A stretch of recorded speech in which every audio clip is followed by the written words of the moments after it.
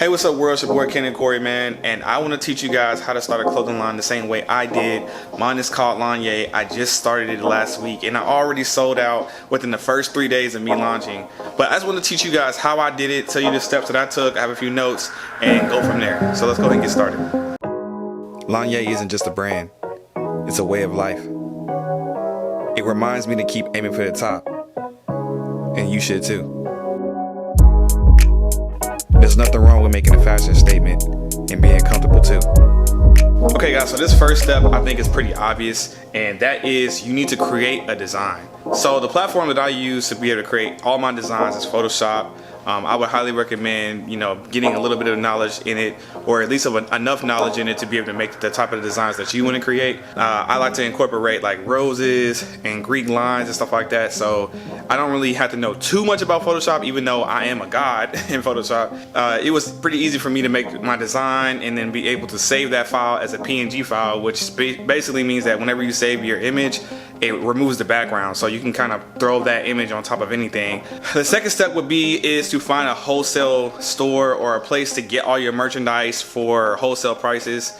Out here in Houston, there's this place called Aviva, and it's basically like a wholesale place where you can get t-shirts, hats, all kinds of like blank material things that you can make designs on. You can go in there as a business and be able to get whatever you need. For me, I was able to get like 14 hoodies.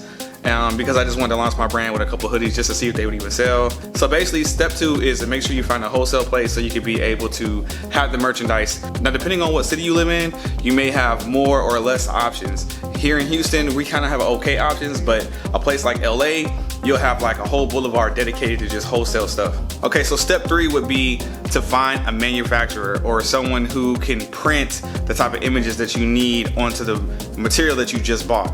For me, I was able to find a friend who actually has like a t-shirt press at their home, and when I gave her the design, she was able to start printing up all the shirts by just cutting out the vinyl and then using the t-shirt press to be able to press the logos to all the hoodies. It turned out really, really good. Vinyl is like really one of the best ways to go. I feel like it looks the most professional and it's not as expensive to be able to create. So that's the route that I took at first. I plan on doing more, but that's just the route that I took first. Step 4 would be to actually create an order or make a batch of your first collection of clothing items. For me, like I said, I ordered about 14 hoodies because I didn't want to spend too much. I actually was thinking about making a less amount, but after talking to some of my business friends, they were like, you should probably order a little bit more just in case they really do good. And it just so happened that they did actually do good, so I'm glad I made that order because I made all my money back and profit. That would be the next order. And then on top of that, people, when they are making that purchase decision, a lot of times people want to be able to hold your product in their hand, and they want to be able to look at it, feel it, get an idea of what they're spending their money on, and they're way more likely to actually be able to buy your clothes if they actually can see them and feel them. You're only gonna have the people who really, really support you in the beginning who are actually buying your clothes on your website like they are doing me. So then after you've made your order, of course, the next obvious step is to promote your hoodies or promote your clothing line, whatever it is that you're creating. If I was you, I would try to be on as many platforms as possible, especially Facebook.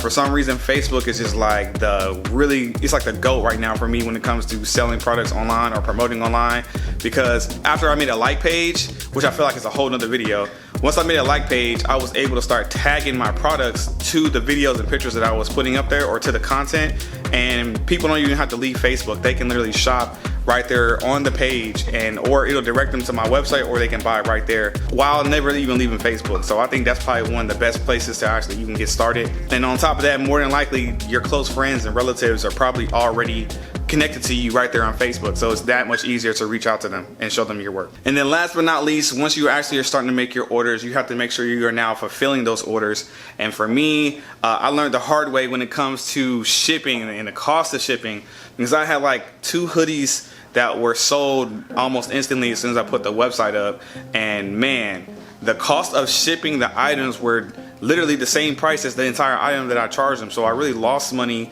when it came to having to ship the items over. I literally, for 2 hoodies, it cost me $38 because I didn't have a box for the hoodies, of just the shipping costs to actually ship it to where they were in the country. And that was crazy to me. I never knew that shipping cost that much. So I learned to now include shipping costs on my website, according to wherever the people stay whenever they're buying. because I don't want to keep losing money and just giving people free hoodies basically. But yeah, once you master that, then you just basically repeat step one and start over and keep going. And just keep making your brand, grow it, keep creating new designs, or if there's a design that you know for sure that is definitely doing numbers, make more of that design, make different variations, different colors and different types of materials, experiment with all kinds of stuff. That's what I'm doing. I actually took the first design that I created, which is like the white hoodie with the black and red logo. I did an experiment where I took all the black outlines and I made it gold instead of black, and that looked so much better. Like, it instantly sold whenever I actually got the shirt printed, and now everyone wants that hoodie. So experiment, tweak with things, and you'll grow from there, just like I am growing. I just wanted to share my experiences with you guys. Also, if you guys are interested in actually even purchasing my hoodie, I'm gonna leave a link in the description, and I appreciate you guys for tuning in. I'll see you guys in the next video. Peace.